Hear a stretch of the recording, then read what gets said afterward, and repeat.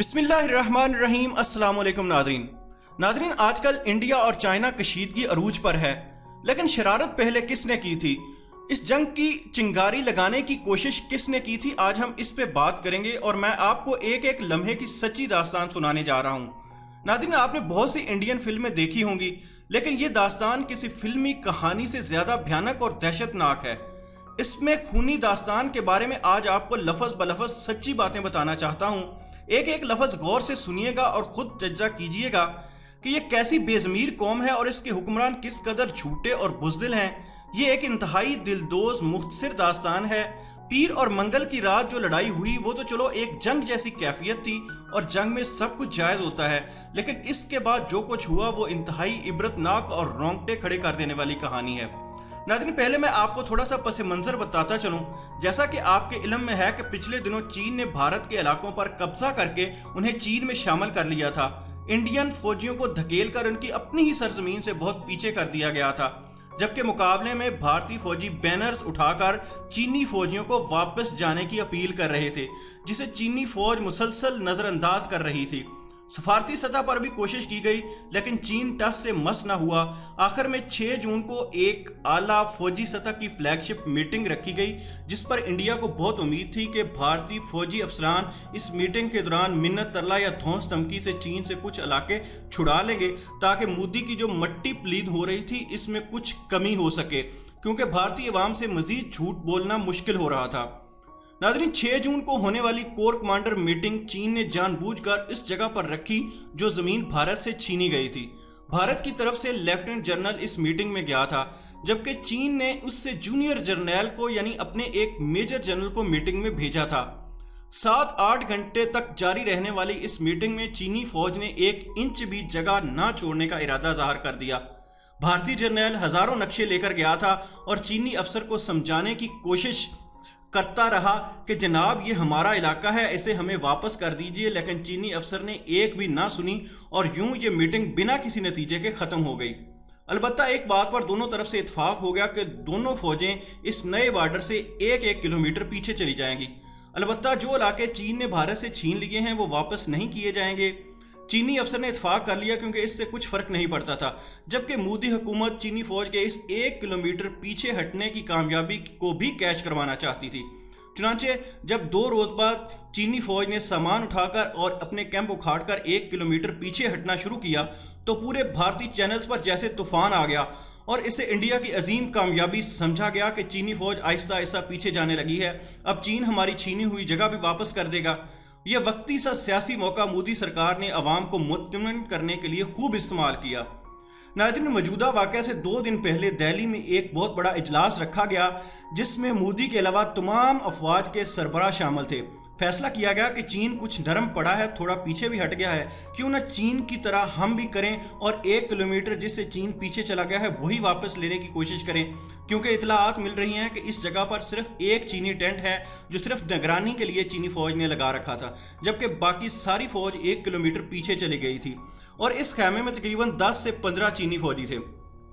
नाज़रीन, भारत ने मंसूबा बनाया कि एक कर्नल की सरबराही में 200-300 कमांडोज को भेजा जाएगा, वो इस टेंट को उखाड़ फेंकेंगे और अगर मुट्ठी भर चीनी फौजियों ने मुजाहमत भी की तो इनकी ठुकाई भी कर दी जाएगी और इस सारी कार्रवाई की वीडियो भी बना ली जाएगी ताकि अपोजिशन का मुंह बंद किया जा सके, अवाम को भी वो वीडियो दिखाकर थोड़ा सा मुतमिन किया जा सके और उनका मोराल बुलंद किया जा सके। तो इस सीन को किसी भी भारतीय फिल्म में भी डाल दिया जाएगा। गुलवान वादी के पास जहां चीनी फौज का एक टेंट लगा हुआ था, पहले ये इलाका भारत के पास था। ये दरियाए गुलवान के किनारे पर वाक़या है। इसे भारतीय फौज पेट्रोल 14 कहती थी। सोचा यह गया था कि पेट्रोल 14 तक कब्जे के बाद हम चैनल्स पर शोर मचा देंगे कि भारतीय फौज ने चीनी फौज को बदतरीन शिकस्त देकर अपनी ज़मीन छुड़ा ली है। यह नहीं बताया जाना था कि कितनी ज़मीन छुड़ाई है, बस छुड़ा ली है का राग अलापना था। चीनी फौज का ये एक टेंट उखाड़ने का टास्क कमांडर ऑफिसर कर्नल संतोष बाबू को दिया गया। संतोष बाबू 200 से ज़ायद फौजियों को लेकर पेट्रोल 14 पहुंचा। वो और इसके फौजी डंडों से मुसल्ला थे, जबकि चीनी फौजी जो इस वक्त -2 सेंटीग्रेड की सर्दी में अपने टेंट में सो रहे थे वो बिल्कुल गैर मुसल्ला थे। यहाँ एक बात ज़हन में रखिएगा कि एक तो यहाँ दोनों ममालिक ने कानून बनाया हुआ है कि असलहा कभी इस्तेमाल नहीं करेंगे, और दूसरा एक दूसरे के इलाके में दाखिल होते वक्त सफ़ेद झंडा लहरा कर जाना पड़ेगा। अब भारतीय फौजी तो अपना इलाका वापस लेने गए थे और वो भी जंग के जरिए। चुनांचे कर्नल खुद तो पीछे रहा, लेकिन 50-60 फौजियों को डंडों वगैरह से मुसल्ला करके आगे भेज दिया। इन फौजियों ने हमला करके चीनी फौजियों को मारा पीटा और टेंट से निकालकर इस टेंट को आग लगा दी और चीनी फौजी इस जगह से थोड़ा पीछे चले गए, जबकि भारतीय फौजी वहीं पर कामयाबी का जश्न मनाने लगे। ये इनकी गलती थी, उन्होंने भिड़ों को छेड़ दिया था। अब उनका वहां से या तो भाग जाना चाहिए था या फिर मजीद भारी तादाद में फौज मंगवाकर कब्जा पक्का कर लेना चाहिए था, लेकिन उन्होंने ऐसा नहीं किया, बल्कि जो पीछे कर्नल के साथ रह गए थे वो भी फतह का जश्न मनाने पेट्रोल 14 के मुकाम पर पहुंच गए। अब वहां 200 से जायद भारतीय फौजी जश्न मना रहे थे। भारत में मोदी को बता दिया गया था कि फौज ने जबरदस्त कामयाबी हासिल कर ली है। और नाज़रीन, दूसरी तरफ वो 15-20 चीनी फौजी जो मार खा के चले गए थे, उन्होंने अपनी कमांड को इतला दी कि इनके साथ भारतीय फौज ने ऐसा किया है। रात आधी हो चुकी थी, लेकिन चीनी कमांड ने सुबह का इंतजार करने के बजाय उसी वक्त हिसाब बराबर करने का फैसला किया और यही फैसला बाद में भारतीय फौज के लिए एक इबरतनाक मिसाल बन गया और डरावना ख्वाब बन गया उनके लिए। चीनी कमांड ने ऐसी सूरत हाल से निपटने के लिए एक शतरोल दस्ता तैयार कर रखा है। ये चीनी फौजियों का वो दस्ता है जिसे आप चंगेज खान का लश्कर कह सकते हैं। ये लोग तकरीबन 1000 की तादाद में हैं। ये मार्शल आर्ट्स के माहर और इंतहाई खूनखार हैं। इनको गन की बजाय बाकी हर किस्म के हथियारों की खास तौर पर तरबियत दी गई है। इनके हथियार लोहे के राड, लकड़ी के ऐसे डंडे जिन पर कील और कांटेदार तारें लपेटी गई होती हैं वो होते हैं। फौरी तौर पर इस दस्ते को भारतीय दस्ते के बंदोबस्त के लिए भेज दिया गया और चंगेजी लश्कर ने रात के अंधेरे में खामोशी से इस जगह को चारों तरफ से घेर लिया ताकि एक भी भागने ना पाए। भारतीय मीडिया भी मानता है कि ऐनी शाहदीन जो उस वक्त ये तमाशा देख रहे थे और जो भारतीय फौजी बच गए थे वो बताते हैं कि ये पता ही नहीं चल रहा था कि हो क्या रहा है। और ये खूनी दास्तान चीनी फौजियों ने 8 घंटे तक मुसलसल लिखी। फिर जो कुछ हुआ इसकी तफसील का अंदाज़ा आप खुद लगा लीजिए। चीनी चंगेजी लश्कर ने इन 300 के करीब फौजियों पर क़यामत बनकर टूट पड़े। इस दौरान 50-60 भारतीय फौजियों ने खौफ के मारे दरिया गलवान के बर्फीले पानी में छलांगे मार दी, लेकिन वो ठठर कर मर गए। कुछ ने खाइयों में कूदकर जान बचाने की कोशिश की, लेकिन वो नुकीली चट्टानों पर गिरकर कीमा बन गए। जबकि 100 भारतीय फौजियों को ऐसा घेरे में ले लिया गया कि इनको भागकर जान बचाने का रास्ता ही ना मिला। वो सब जख्मी हालत में बस 20 घंटे तक इसी जगह ठठर ठठर कर मरते रहे। लेकिन सबसे अफसोसनाक पहलू ये है कि भारतीय फौज ने इनको बचाने की कोशिश नहीं की। चीनी फौजी अपना काम करके और नए टेंट लगाकर भारी तादाद में फिर बैठ गए, जबकि चंगेजी लश्कर वापस चला गया। भारतीय कर्नल और काफ़ी फौजी तो लड़ाई के शुरू में ही मारे गए थे, जबकि बाकी फौजी एड़ियां रगड़ रगड़ कर मर रहे थे, लेकिन कोई इनको तिब्बी इमदाद देने वाला ना था। जबकि चीनी फौजी बार बार भारतीय फौज को ये पैगाम भेज रहे थे कि अपने जख्मी फौजी और लाशें ले जाओ। इस पर भारत में इंक्वायरी भी शुरू कर दी गई है कि अगर बर वक्त तिब्बी इमदाद दी जाती तो बड़ी तादाद में फौजियों को बचाया जा सकता था। तादाद बहुत ज़्यादा थी, वरना ये वाक़या छुपा लिया जाता।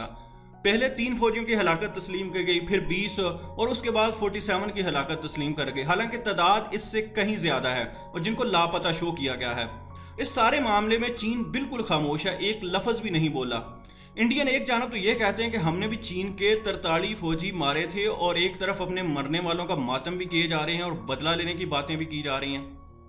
भाई, अगर तुमने अपने 20 फौजियों के मुकाबले में उनके 43 फौजी मार दिए हैं तो अब बदला किस चीज़ का लेना है? बदला तो चीन को लेना चाहिए जिनके तुमने 43 फौजी मारे हैं, जबकि वो खामोश हैं और तुम्हारे आंसू नहीं थम रहे।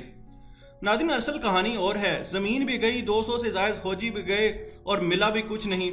ना ही चीन का एक भी फौजी जख्मी हुआ है, जबकि अपोजिशन और अवाम ने मोदी को जलील करके रख दिया है कि ये कैसा बेगैरत शख्स है। तुम तो भारत को बड़ा बनाने लगे थे, सुपर पावर बनाना चाहते थे, जबकि चीन, नेपाल और पाकिस्तान तुमसे ज़मीन भी छीन रहे हैं और वो भी मार मार के बंदर बना के रख दिया है तुमको। तुम कर क्या रहे हो? और मोदी है कि चुप बैठा है। अमेरिका की तरफ वो देख रहा है, लेकिन अमेरिका कहता है कि अपनी जंग खुद करो और चीन को शिकस्त दो, जबकि चीन के चंगेजी लश्कर से लड़ना मोदी के बस की बात नहीं है। मोदी पूरी कौम के सामने शर्मिंदा होने की बजाय पाकिस्तान पर इल्ज़ाम दर इल्ज़ाम लगा रहा है, क्योंकि यही आसान हदफ है। ताकतवर है चीन, उसके सामने इसकी कुछ बस नहीं चलता, इसलिए वो उन पर कुछ नहीं कहता। उन्होंने इनके फौजी भी मार दिए, लेकिन उसका कुछ नहीं बिगाड़ सके और सिवाय हर बात का गुस्सा पाकिस्तान पर निकाल रहे हैं। अल्लाह उनको हदायत दे और अल्लाह पाकिस्तान को अपने हिफ्ज़ व अमान में रखे, क्योंकि हमारा दुश्मन मक्कार होने के साथ साथ इंतहाई घटिया भी है। अल्लाह ऐसे दुश्मन से पाकिस्तान को बचाए। Thank you very much. Allah हाफिज़।